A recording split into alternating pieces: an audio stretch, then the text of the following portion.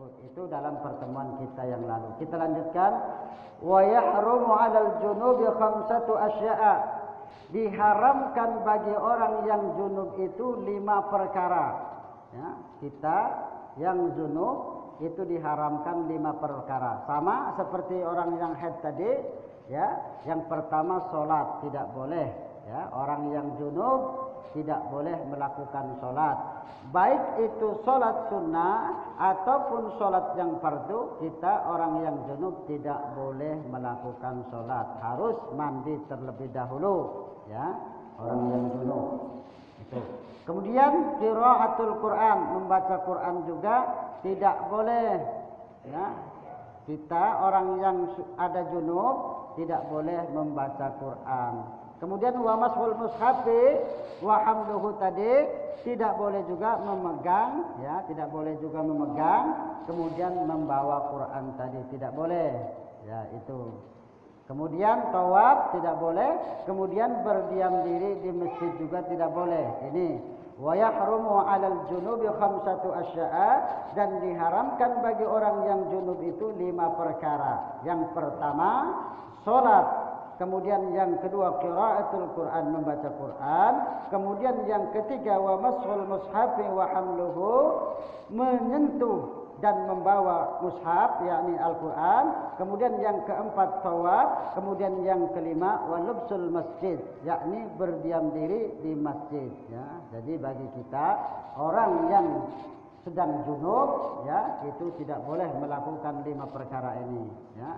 Terkecuali kita, ya, misalkan kita bermimpi di dalam masjid, ya, bermimpi keluar mani kita, sperma kita, maka kalau kita hendak keluar ada hal-hal yang menakutkan, misalkan ada hal-hal yang membahayakan kita, misalkan, ya, itu tidak mengapa, ya. Kalau misalkan kita keluar masjid ini mungkin ada yang nak ngerampok kita karena kita khawatir dengan harta kita, ya, maka itu dibolehkan berdiam di masjid tersebut. Tetapi kalau tidak bermasalah, hendaklah apabila kita tidur di musola, kemudian kita tidur di masjid, bermimpi keluar hal tersebut, maka kita bersegeralah bangun untuk mandi, ya.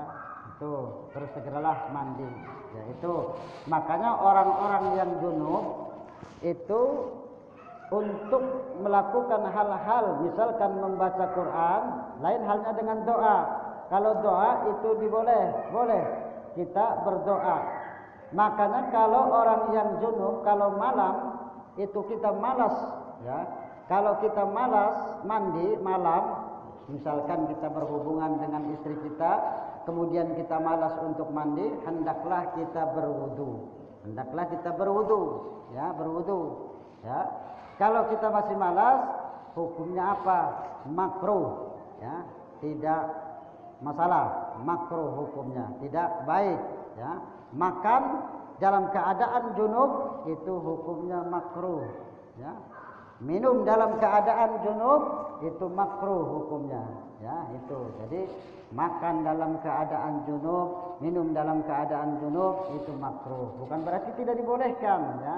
Berarti itu hukumnya makruh. Maka sebaik-baiknya kita kalau ada junub bersegeralah mandi. Walaupun memang dibolehkan kita langsung tidur pada malam itu, ya, itu. Makanya kita orang Islam itu kalau meninggal dunia, misalkan pada malam hari, kemudian dimandikan, takutnya yang meninggal tadi punya hadas, sudah punya junub, makanya dimandikan supaya bersih, tidak ada junub, ya, dari orang meninggal tadi. Siapa tahu dia habis berhubungan dengan orang rumahnya atau dengan suaminya, tidak tahu pagi-pagi sebelum mandi dia meninggal. Nah, makanya kelak apa yang ada di diri kita kemudian jatuh, misalkan rambut kita belum keadaan dimandikan, kuku kita, makanya dilarang kalau kita dalam keadaan junub itu tidak boleh memotong kuku kita atau menggunting rambut kita atau mencukur kumis kita dalam keadaan junub. Takut apa? Kelak di akhirat nanti yang dipotong kita itu akan apa? Akan jatuh ke dalam neraka tersebut. Rambut kita tersebut akan ikut ke sana. Nah itu, ini yang menakutkan. Yang menakutkannya begini, ya, yang takutnya. Jadi dalam keadaan junub itu jangan kita memotong rambut kita, misalkan mencukur kumis kita, karena itu rambut kita belum keadaan bersih, ya, kumis kita belum keadaan bersih, belum dimandikan, ya, belum mandi junub. Hati-hati, ya, kalau kita dalam keadaan hal tersebut, ya, itu hati-hati. Maka kita sebagai umat Islam kalau meninggal dimandikan itu tujuannya dari dalam keadaan junub, berhubungan dengan orang rumahnya, kemudian dia meninggal dunia. Makanya agar dia bersih benar-benar, ya, itu dalam keadaan junub dilarang. Ya, jadi 5 hal ini. Jadi diharamkan bagi orang yang junub itu 5 perkara. Yang pertama adalah sholat, kemudian yang kedua membaca Quran, kemudian yang ketiga memegang Quran dan membawanya, kemudian yang keempat tawaf, dan kemudian yang kelima adalah walubsul masjid, berdiam diri di masjid. Ya, itu tidak boleh. Ini bagi orang-orang yang junub. Lain halnya orang yang punya hadas. Kalau yang punya hadas itu dilarang 3 hal. Kalau yang punya hadas itu dilarang 3 hal. Sholat, tawaf, kemudian apa? Ya. Kalau membaca Quran itu tidak dilarang.